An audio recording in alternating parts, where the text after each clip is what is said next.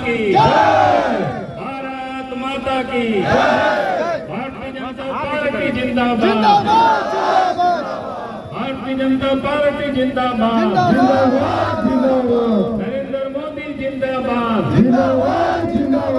नरेंद्र मोदी जिंदाबाद, नितिन नवीन जिंदाबाद, नितिन नवीन जिंदाबाद,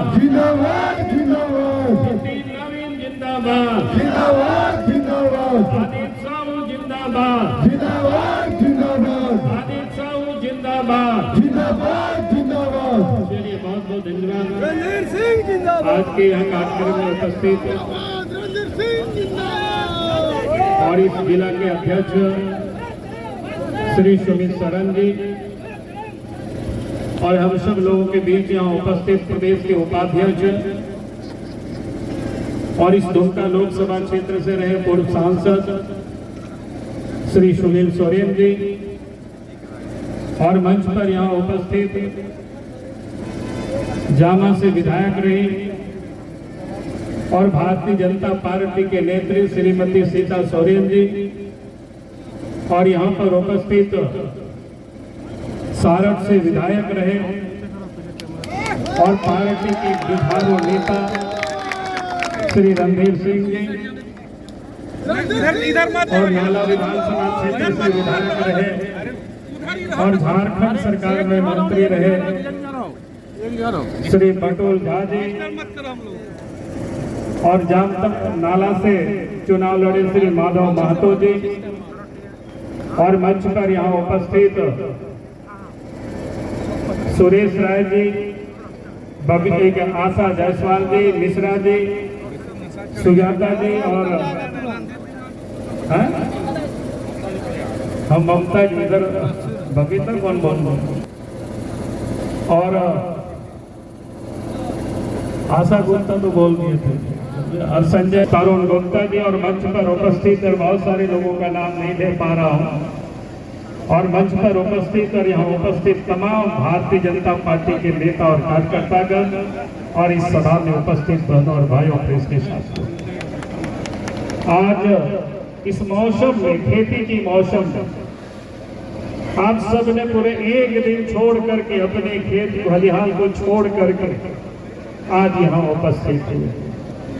कलेक्ट्रेट के सामने यहाँ प्रदर्शन कर रहे हैं और इस प्रदर्शन के बारे में सबों ने आप सबको बताया ये प्रदर्शन क्यों है। पिछले दिनों इसी जामताड़ा जिला में कई घटनाएं हुई हैं, कोई एक घटना नहीं हुआ है। सदर अस्पताल में यहाँ से वो मंत्री है लेकिन वो जामताड़ा की अस्पताल की बद से बदतर स्थिति है। हमने पता करने की कोशिश की आखिर यहाँ होता क्या है। महिलाएं जाती है लेकिन इलाज यहाँ कम होता है। बगल में शायद कोई नर्सिंग होम चलता है, वहां पर सबको रेफर कर दिया जाता है। अभी तो मुझे याद नहीं है नाम, लेकिन यह सब लोग जानते हैं भाई अगर सदर अस्पताल में गरीबों का इलाज नहीं होगी तो नर्सिंग होम में कैसे इलाज हो सकता है। और जिस चीज का घटना है उस दिन के जो लोगों ने बताया, अभी आपको यहाँ भी लोग ने सुना, आप सब लोग अच्छी तरह से जानते हैं, उन परिवारों से भी मिल करके पता कर सकते हैं किस प्रकार से महिलाएं तड़पती रही। कोई उनकी इलाज की सुविधा नहीं, यहाँ से वहां रेफर करते रहा। और स्वाभाविक है परिवार के लोगों की आक्रोश होगी, गुस्सा होगा और जब गुस्सा होगा भारतीय जनता पार्टी के कार्यकर्ता कभी चुप नहीं रह सकती है। जनता के लिए राजनीति करते हैं तो जनता को अगर तकलीफ होगा तो सड़कों पर आ करके हम उसका विरोध करेंगे। और जब लोगों ने विरोध किया तो हमारे कई कार्यकर्ता और जनता के ऊपर सरकार ने केस कर दिया। यहाँ के डीसी ने, यहाँ के उपायुक्त ने, मंत्री के साह पर केस कर दिया। आपने केस कर दिया, आपका काम पूरा हो गया था। लेकिन जब हमें पता चला कि हमारे जिला अध्यक्ष के घर में डीएसपी साहब चले जाते हैं, छापा मार रहे हैं, हमने जब ये जानकारी मिली तो मैंने एसपी से उस दिन बात किया था। हमने कहा कि ये क्या कर रहे हैं, कोई सुनील सरन जी गुंडा नहीं है, चोर नहीं है, डकैत नहीं है, जेब कतरा नहीं है, रेपिस्ट नहीं है। अगर समाज के लिए लड़ रहे, आपका काम था केस करना तो केस कर दिए, आप जाते अदालत। हमारे लोग होंगे तो अदालत से बेल लेंगे, नहीं तो जेल जाएंगे। लेकिन अब चोर और गुंडों की तरह अब रात में उनके घर में जाकर के छापा मारेंगे, महिलाओं को तंग करेंगे, ये बर्दाश्त नहीं हो सकता। इसलिए मैंने उसी दिन एसपी को कहा था कि आपको छापा मारने की कोई जरूरत नहीं है, आप एक बार नोटिस कोर्ट से करवा दीजिए, जरूरत होगा तो सारे लोगों को लेकर के आप यहाँ आएंगे और आप सबको गिरफ्तार कर लीजिए, हम भी जेल जाएंगे। एसपी साहब यहाँ सुन रहे होंगे, डीसी साहब सुन रहे होंगे। अगर आपको लगता है कि हमारे लोग अपराधी है तो आइए, हम यहाँ तैयार हैं, आप गिरफ्तार करिए, गाड़ी लेकर के आइए, जेल जाने के लिए भी तैयार हैं। आप सब लोग तैयार हैं कि नहीं तैयार हैं? कितना दिन जेल में, कितना लोगों को जेल में डालेंगे? हमने बहुत लड़ाई को हम लड़े हैं, ऐसा नहीं है कि हम लोग कोई चम्मच में क्या करते हैं, सोना के चम्मच में आप बोले एक करके हम लोग नेता नहीं बने। संघर्ष किए हैं, लड़ाई लड़े हैं, आंदोलन किए हैं। और इसीलिए मैं एसपी साहब को कह रहा हूँ, यहाँ के प्रशासन को कह रहा हूँ, आप प्रशासन है, इरफान को भले पता नहीं हो कानून व्यवस्था की, लेकिन आपको तो पता होनी चाहिए। अगर आज किसी ने कोई कहीं भी, हम मानते हैं कि अगर कहीं कुछ हुआ है तो आपने केस कर दिया, आपने बहुत अच्छा किया। केस ऐसे तो करना नहीं चाहिए था, लेकिन आपने केस कर दिया क्योंकि आपके बीवी बच्चों की तबीयत खराब होता है तो आप बड़े बड़े अस्पतालों में आप चले जाते हैं इलाज के लिए। लेकिन जामताड़ा के गाँव के जो लोग बीमार होते हैं, यहाँ के बच्चे बीमार होते हैं, यहाँ महिलाएं बीमार होती है, तो वो कहाँ जाएंगे? उनके पास पैसा नहीं है, सदर अस्पताल जाएंगे। और इस राज्य के जो स्वास्थ्य मंत्री है, अगर जामताड़ा के अपने जिला के अस्पताल को वो ठीक नहीं कर सकता है तो वो झारखंड को कैसे ठीक कर सकता है? झारखंड के स्वास्थ्य को कैसे ठीक? और इसीलिए मैं यहाँ कहीं कहने के लिए आया। आप ये मत ये समझना कि आज आए हैं आकर के चले गए। अगर आपने लोगों को परेशान किया तो मजबूर हमें आना पड़ेगा, अंदर जाना पड़ेगा, जेल में जाइए। ये गुंडागर्दी नहीं बोल सकते। हम मंत्री के इशारे पर ये मत करिए, आप कानून के रखवाले, कानून के हिसाब से करिए।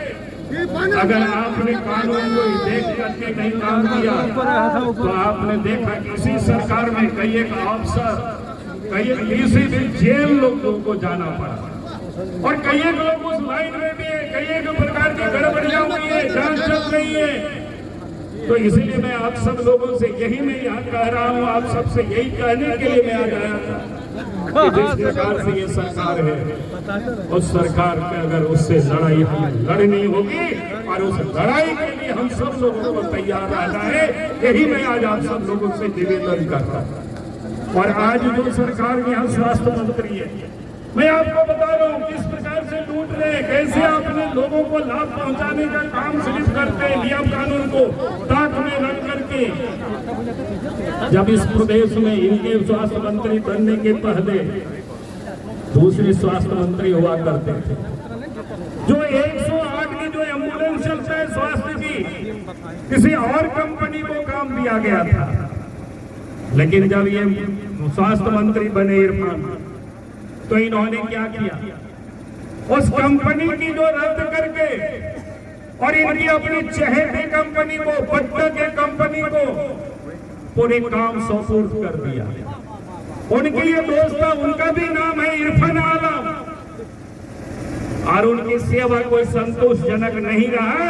इस कारण से बाहर में उन्होंने बता दिया कि 25 को इनको हमने दीवार कर दिया, लेकिन वास्तव में उनको दीवार करके कोई टेंडर नहीं कराया, कौन और चलाएंगे, और उन्हीं को काम एक्सटेंशन दे करके काम करा रहे हैं। आज हालत क्या है, रोज आप सब लोग देखते होंगे, सोशल मीडिया में देखते होंगे, अखबारों में देखते होंगे, इलेक्ट्रॉनिक मीडिया में देखते होंगे, जो सारी एम्बुलेंस की क्या हालत है। आदमी ठेलता है तब भी गाड़ियां चलती नहीं है, कहीं चक्का सड़ा हुआ है, और मंत्री और सरकार बार बार बोलते कि हम इतनी गाड़ियां खरीद रहे हैं। अरे किसके लिए खरीद रहे हो? कमीशन के लिए खरीद रहे हो कि दलाली के लिए खरीद रहे हो कि लूटने के लिए खरीद रहे हो? जनता को कोई लाभ नहीं मिलता है, क्योंकि इस प्रदेश में आज जो हेमंत सोरेन के नेतृत्व में सरकार बनी है, ये काम करने के लिए नहीं, कमाने के लिए सरकार बनी, लूटने के लिए सरकार बनी। और लूट में इन्होंने कहीं कुछ छोड़ा नहीं है, सब जगह लूट रहे, हर क्षेत्र में लूट रहे। क्या स्थिति को बना करके रखा है इस प्रदेश में? अब 6.5 साल से अधिक हो गया सरकार को बने बने, कहते हैं कि आबोआ सरकार है, लेकिन आबोआ सरकार की हालत क्या है? सबसे अधिक तो आदिवासी ठगे जा रहे हैं, आदिवासी लूटे जा रहे हैं। यानी इस राज्य के अंदर में किसी को कुछ न्याय नहीं मिल रहा है। आज अगर सरकार के दफ्तरों में जाएंगे, चाहे अंचल में जाओ, चाहे थाना में जाइए, ब्लॉक में जाइए, कहीं भी जाइए, बिना पैसा से कोई काम नहीं होता। छोटे छोटे कामों में पैसे वसूले जाते हैं, रिश्वत लिए जाते हैं। अगर रिश्वत नहीं देंगे तो आपको काम कहीं भी नहीं। अब दौड़ते रहिए, क्योंकि इनका काम है वसूली, उससे अधिक और कुछ नहीं कर रहे। और इसलिए मैं आज आप सब लोगों से ये कह रहा हूं कि सब जगह भ्रष्टाचार है, और उस भ्रष्टाचारियों को संरक्षण कौन देता है? इस प्रदेश के मुख्यमंत्री हेमंत सोरेन देते, उनके संरक्षण में ये लूट हो रही है। आज इस प्रदेश में खनिज पर आप किस प्रकार से लूटा जा रहा है। अब इस राज्य में 6.5 साल हो गया, बालू घाट की कहीं कोई नीलामी नहीं हो पाई। और क्या हो रहा है? लेकिन बालू सब उठा हो रहा है। यहाँ के लोग अगर अपने घर बनाते हैं, आबोआ आवास बनाते हैं, प्रधानमंत्री आवास बनाते हैं और अपना निजी आवास भी बनाते हैं, अगर ट्रैक्टर से कोई बालू लेकर के आते हैं नदी से, तो उसको भी पुलिस पकड़ लेती है, उसको भी गिरफ्तार करती है, उनके ऊपर केस करते हैं।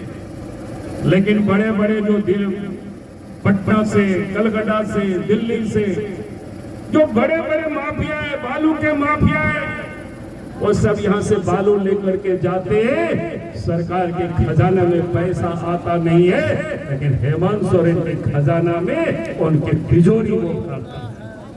इस प्रदेश में ये हालत है। 6.5 वर्षों में आपने इस राज्य की बालू घाट की नीलामी नहीं कर पाया।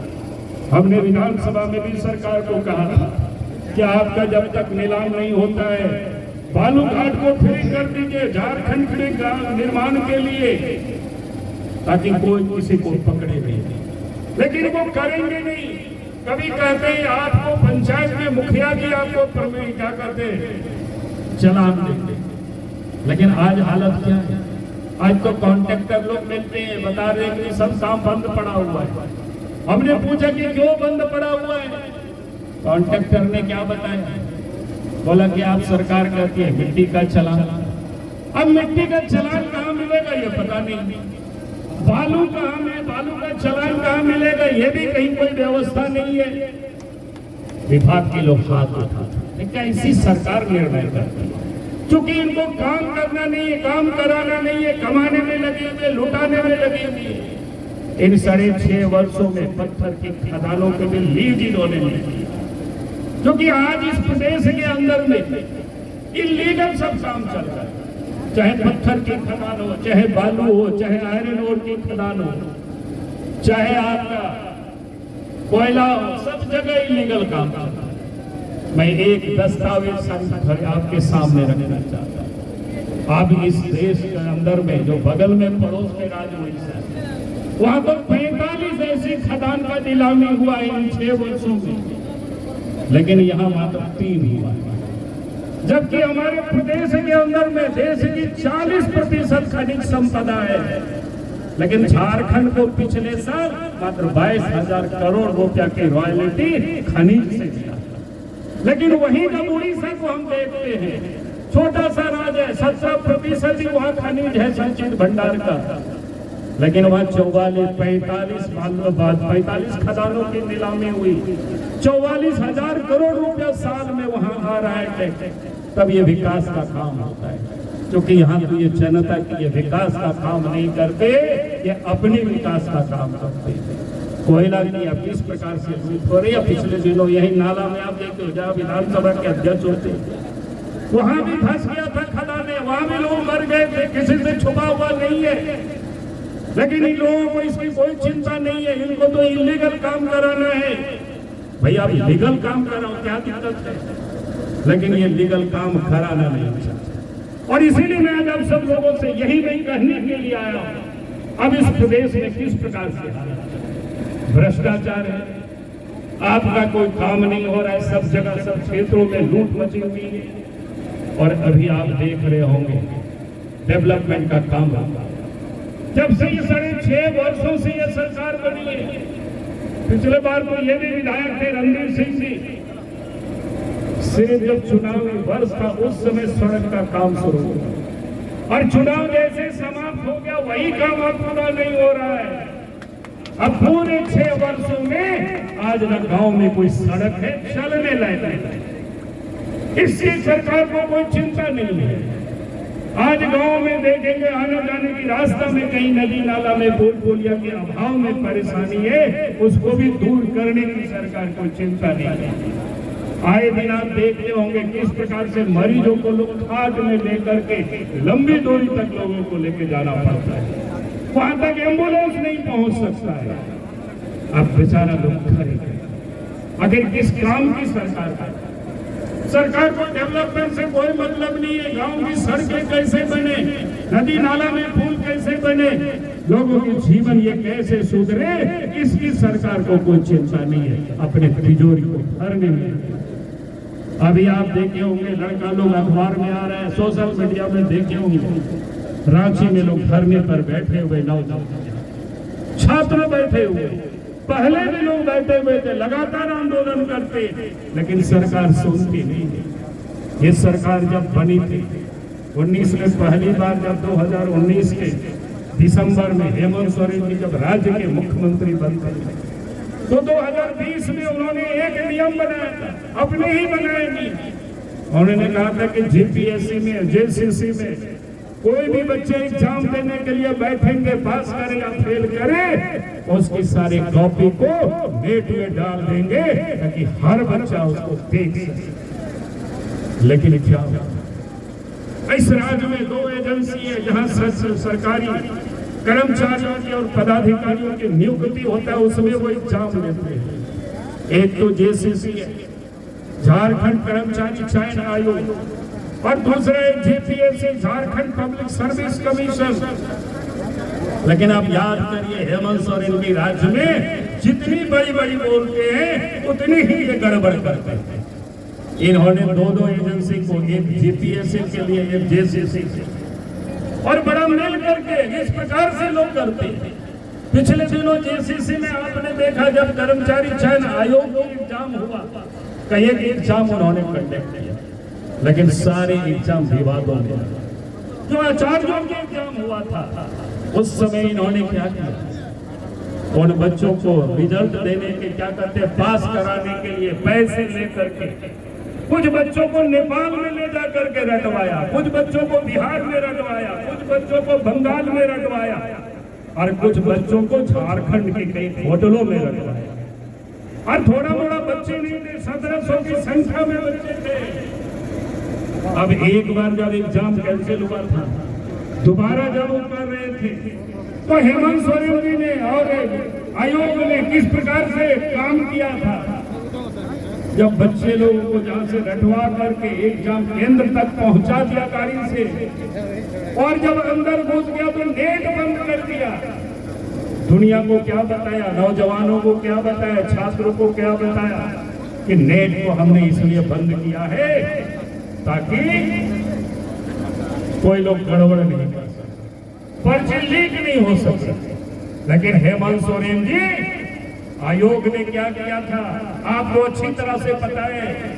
उन बच्चों को पहले ही क्वेश्चन रखवाया गया, और उसमें से जहां 150, 135 क्वेश्चन बच्चों को रखवाया गया, उसमें से 120 क्वेश्चन वही आया, और उन बच्चों को किस प्रकार से मदद किया गया कि किसी से छुपा हुआ था। सीआईडी जांच हुई, सीआईडी में भी पहले जो जांच कर रहे थे अचानक उस जांच को बदल करके पूरे सेटअप को चेंज करवा दिया और एक कोई पुलिस के अफसर मनोज कौशिक के नेतृत्व में एक नई समिति गठित और पूरी जांच के दायरा को ही बदल दिया, कोर्ट को दिग्भ्रमित किया और उन बच्चों के भविष्य के साथ उन्होंने खिलवाड़ किया। एक एक बच्चों को नौकरी के लिए 40 लाख 50 लाख रुपया दिया। अब बताओ इस राज्य में किस प्रकार से झारखंड की बुनियाद को सरकार बर्बाद कर रही है, भ्रष्टाचार की बुनियाद डाल रही है। अरे हम लोग तो एमएलए हैं, एमपी हैं। एमएलए क्या होता है, 5 साल के बाद चुनाव होता है, बदल जाएंगे, लेकिन सरकारी पदाधिकारी और कर्मचारी भ्रष्टाचार की बुनियाद पर अगर वो बहाल होंगे तो आने वाले 20-25 वर्षों तक वही भ्रष्टाचार की पीठ होते रहेंगे। तो झारखंड से कभी भी भ्रष्टाचार समाप्त नहीं होगा। अगर सरकार को क्या करना, और उस जेसीसी का एग्जाम हुआ, एक बार में रिजल्ट नहीं दिया, 6 बार में रिजल्ट दिया। और जब 2026 के फरवरी में हाई कोर्ट ने कहा कि रिजल्ट एक बार करो, अमर सिंह जारी करो, कटम मार्क्स जारी करो, और तब कटम मार्क्स हो जाए, लेकिन अमर सिंह जारी नहीं की। भैया क्या करना चाहते, जो लड़कों के भविष्य को बर्बाद करना चाहते हैं। और इसीलिए मैं आप सभी भाई और बहनों से कहूंगा, अब समय आ गया है इस सरकार से दो हाथ करने की, चाहे इधर हो या उधर हो, हमें इसकी चिंता नहीं करना। लेकिन आज इस राज्य के बच्चों के भविष्य के साथ और अफसर उसके टूल बन रहे हैं। मैं अफसरों को भी सतर्क कर देना चाहता हूँ, टूल मत बनना। जिस दिन ये सरकार हट जाएगा, नहीं भी हटेगी, तब तक जांच एजेंसी बहुत सारे हैं, और जब जांच होगी आपकी वो गड़बड़ी होगी तो फिर आप भी जेल की यात्रा करने से वो करेंगे। हम भी जेल जाएंगे, लेकिन हम आंदोलन करते हुए जेल जाएंगे, और आप जेल जाएंगे भ्रष्टाचार के कारण जेल जाएंगे, आपको कृत्यों के कारण जेल जाएंगे। इसलिए मैं यही कहने के लिए, आपने पिछले दिनों जीपीएस से ऐसा किया, भाई एक सिंपल है, वहाँ नालायक लोगों को बहाल करते हैं जिसकी कोई क्रेडिबिलिटी नहीं है।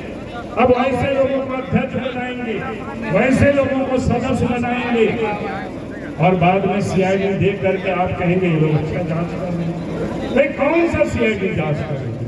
जिन सीआईडीओ को पिछले जब जेसीसी ने भी वही गड़बड़ किया, वही सीआईडी आप जीपीएस से भी जांच को दे रहे हैं, उससे कोई मामला बने। इसलिए हमने तो सरकार से कहा है, जेसीसी हो, जेपीएससी हो, अध्यक्ष के समेत उस ऑफिस में जितने भी पदाधिकारी हैं उन सब के ऊपर एफआईआर गिरफ्तार करिए। आज मैं एक किसी लड़का ने हमको व्हाट्सएप में मैसेज भेजा, जो जेसीसी के ऑफिस में जो कर्मचारी थे, अब उन लोगों को ट्रांसफर करके भिन्न भिन्न विभाग में भेज दिया, उससे कोई बचने वाले नहीं है। जब सीबीआई की जांच होगी, जब ईडी की जांच होगी, क्योंकि मनी ट्रेल हुआ है, तो फिर कोई बचेंगे नहीं। और यही मैं कहने के लिए आया हूँ, यही बताने के लिए आया भाई, किस प्रकार से अगर ये सरकार गुंडागर्दी करेगी, झारखंड के बच्चों के साथ खिलवाड़ करेगी, और लोगों को हक और अधिकार की लूटने का काम करेगी, तो हमारे कार्यकर्ता उसका विरोध करेंगे, हमारे कार्यकर्ता उसका संघर्ष करेंगे सड़कों पर निकल करके। अगर आप उनके ऊपर केस करेंगे तो जेल में जाने से हमारे कार्यकर्ता कतराएंगे नहीं, लेकिन आप रात के अंधेरे में, हमारे कार्यकर्ता कोई चोर नहीं है, कोई डकैत नहीं है, कोई रेपिस्ट नहीं है, कोई गुंडा नहीं है, आप उनको अरे हम तो पॉलिटिकल पार्टी के वर्कर हैं, हम जनता के लिए आवाज उठाते हैं। अगर आप कोर्ट वारंट देगी तो कोर्ट में चले जाएंगे। और मैंने कहा कार्यकर्ताओं से भी मैं यही कह रहा हूं कि आप चिंता मत करो, अगर एक को जेल जाते हैं, भेजते हैं, ले जाते हैं, तो हमें सत्याग्रह करना होगा, कानूनी हमें लड़ाई लड़नी होगी, और जेल में जितनी जगह होगी, जेल में क्या कहां वो रखेंगे, सरकार को फिर तय करना अब समय है। और इसीलिए आज आप सब लोगों ने एक यहाँ एकता दिखाई, ताकत दिखाई, एकजुटता दिखाई, उसके लिए मैं आप सभी को यहाँ बहुत बहुत बधाई देता हूँ, बहुत बहुत धन्यवाद देता हूँ। और आप सबसे मैं कह रहा हूं कि लड़ाई ये समाप्त नहीं हुई है, ये लड़ाई प्रारंभ है। और जब आज ये आगाज है, एक टेलर दिखाने के लिए यहां तक आए, और जब जाना होगा तो फिर हम लोग जेल में जाने के लिए हिचकिचाएंगे नहीं। यही निवेदन, यही अपील के साथ अपनी बातों को मैं समाप्त करता हूँ। बहुत बहुत धन्यवाद।